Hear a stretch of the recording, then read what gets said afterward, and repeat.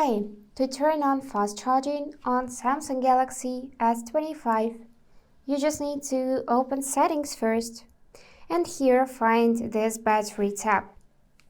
After that, scroll a bit down and choose Charging Settings. And right now you can see fast charging.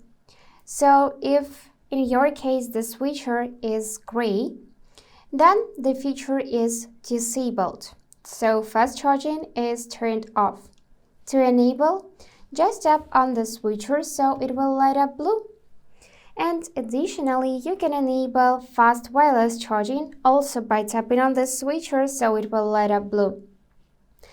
And now let's try this out. I'm gonna just take my USB-C cable, plug it in the phone. And now we got this information: fast charging, percents, and amount of time until full. So that's it for today. If you enjoyed this video, please subscribe, like, and comment.